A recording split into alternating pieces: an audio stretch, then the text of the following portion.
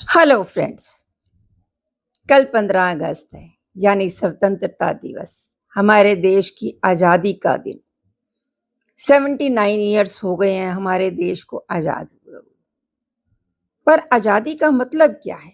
क्या हमारे देश में औरतें पूर्ण रूप से कह सकती हैं कि वो आज़ाद हैं, वो आज़ाद देश में रहती हैं? क्या औरतों को इतनी स्वतंत्रता है कि वो अपनी मर्जी के साथ जी सकते हैं? हाँ, कुछ औरतें हैं जो बहुत ही स्वतंत्र विचारों की हैं और अपनी मर्जी से, अपने हिसाब से वो जीती हैं। जो खाती हैं, जो पहनती हैं, सब अपनी मर्जी से करती हैं। लेकिन समाज उनको अच्छी औरतें नहीं मानता है। और जो औरतें अपने संस्कारों के साथ, अपने परिवार के साथ रहती हैं, वो भी कहीं न कहीं ये बात कहती हैं कि हमें घर में रहने की आज़ादी नहीं है। हम अपनी मर्जी से कुछ भी नहीं कर पाते हैं, हमें घर को देखकर ही चलना पड़ता है।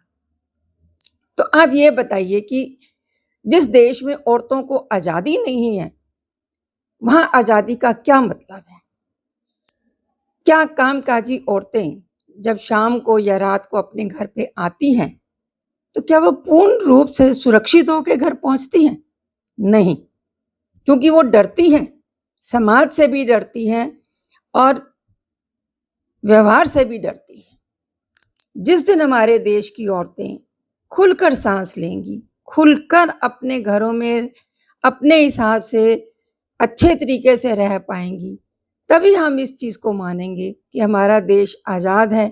हमारी औरतें स्वतंत्र रूप से अपने ही घर में, अपने ही ससुराल में, अपनी मर्जी के साथ रहती हैं।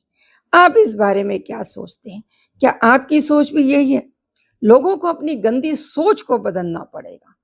जब गंदी सोच बदली जाएगी, तभी हमारे समाज की औरतें स्वतंत्र रूप से ठीक से रह सकेंगी।